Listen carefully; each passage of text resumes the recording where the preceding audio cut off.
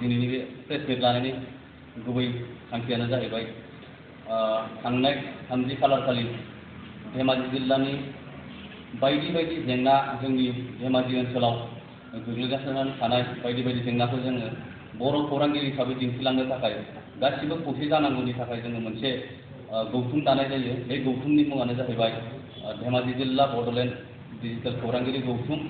बे खौरांगिरि गौथुमखौ थांनाय 3 खालार हरनि 8 बाजियाव गुगोल मिटनि गेजेरजों दानाय जादों। बे गुगोल मिटआव जोंहा मिरुनि गाहाय नेहाथारि बिथां राकेश रामसियारि बिथाङा बाहागो लादों। लोगोसे लेङाइ आफादगिरि मैखोम बसुमतारी आदा बिथाङाबो बाहागो लादों। लोगोसे मिरुनिनो सोद्रोमा सोमदोन बसुमतारी बिथाङाबो बाहागो लादों। बिनि गेजेरजों जोंनि आफाद दानाया थांनाय 3 खालार खालि जानानै थांदों। बेवहाय जोंहा आफादगिरि हिसाबै जोंहा बड'लेण्ड रादाबनिनो खौरांगिरि गागि होननांसिगोन जोंहा अमित रामसियारि बिथाङा आफादगिरि महरै बिबान मोनदों।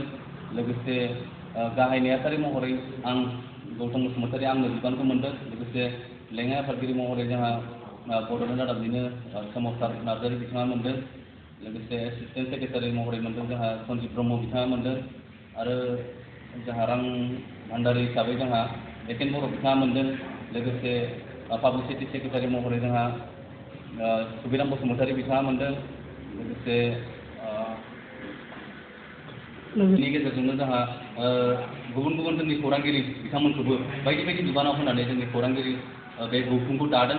लोगोसे जोंनि थांखियानो जाहैबाय फैबाय थानाय समाव जों खौसेयै धेमाजि ओनसोलनि बायदि बायदि जेंनाखौ जोङो गासै सुबुं माहारिनोनो जोंनि धेमाजिल' नङा अल आसाम लोगोसे जोंनि बुहुमावनो थानाय बर'फोरनो जोंनि थासारिखौ जेंनाखौ जों दिन्थिलांनो थाखाय नैबे गौथुमखौ दादों। आरो लोगोसे जों फैबाय थानाय समाव बेबायदिनो खौसेयै खामानि मावलांगोन। जिहेतु जोंनि धेमाजि ओनसोलाव बांसिन जेंना होननानै बुंनो थाङोबा जोंहा दैबानानि जेंना जायो।